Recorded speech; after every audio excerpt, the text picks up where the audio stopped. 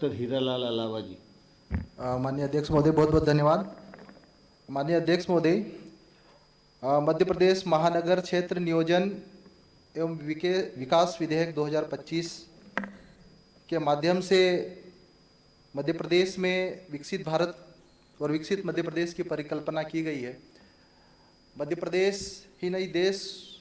में इंडस्ट्रीज़ को बढ़ावा देने के लिए हम काम कर रहे हैं।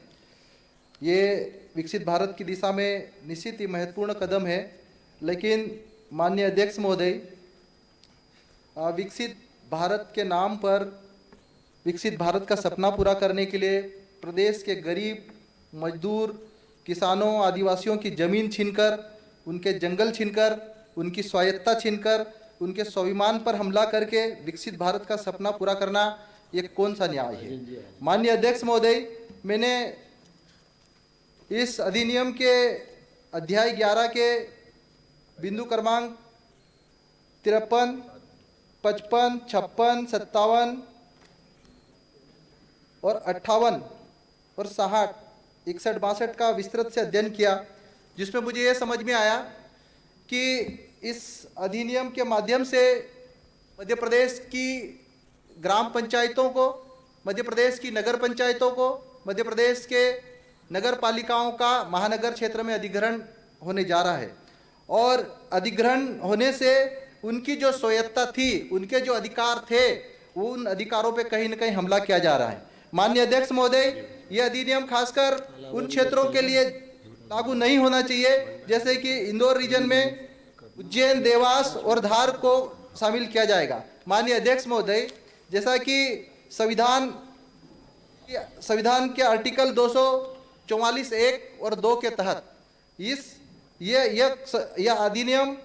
यह आर्टिकल यह मान्यता नहीं देता है कि अनुसूचित क्षेत्रों में यह अधिनियम लागू नहीं होना चाहिए, क्योंकि संविधान का आर्टिकल जिसमें 5वीं अनुसूची और पेशा का प्रावधान है, यह इस अधिनियम को अनुसूचित क्षेत्रों में लागू होने की मान्यता नहीं देता है, क्योंकि 5वीं अनुसूचित क्षेत्रों में आदिवासियों की जमीन की रक्षा करने के लिए खासकर ग्राम सभा के माध्यम से विशेष अधिकार उनको दिया गया है। अगर यह अधिनियम लागू होता है तो ग्राम सभा के रूप में आदिवासियों को मिला पेशा एक्ट के तहत जो अधिकार, विशेष अधिकार दिया गया कि वो अपनी सहमति के बगैर उद्योगों को जमीन नहीं देंगे, अगर ये एक्ट लागू होता है धार जिले में तो निश्चित ही धार जिले के आदिवासियों को उनकी ग्राम सभा के बगैर उनकी जमीन ली जाएगी। माननीय अध्यक्ष महोदय, जो 74वां संविधान संशोधन जो कहता है कि नगर पालिका और नगर महानगर के लिए जो बनाया गया है 74वां संविधान संशोधन, इस संशोधन के माध्यम से स्पष्ट है कि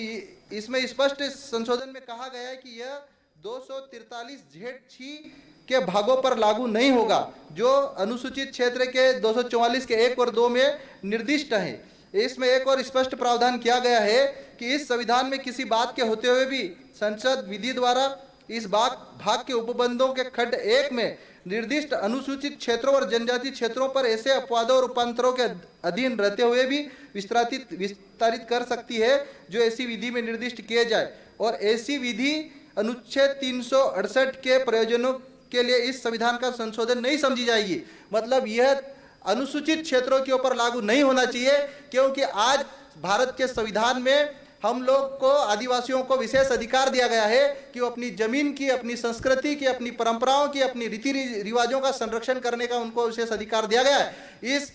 अधिनियम के माध्यम से जो समितियों का गठन हो रहा है, इस समिति में अनुसूचित क्षेत्र से, शेड्यूल एरिया से कि आदिवासियों का प्रतिनिधित्व क्या होना चाहिए, नहीं होना चाहिए, कोई भी स्पष्ट प्रावधान नहीं है। जबकि पेशा के तहत डिस्ट्रिक्ट ऑटोनोमस काउंसिल के माध्यम से जिले के आदिवासियों को यह अधिकार दिया गया है कि वो जिले की अपनी जल, जंगल और जमीन को बचाने के लिए, अपने हक और अधिकारों के लिए आप वो स्वयं निर्णय के लिए सक्षम है। लेकिन जिस प्रकार किसान भाइयों को उनकी मर्जी के बिना जो जमीन छीनने के लिए कानून लाया जा रहा है, इस कानून का मैं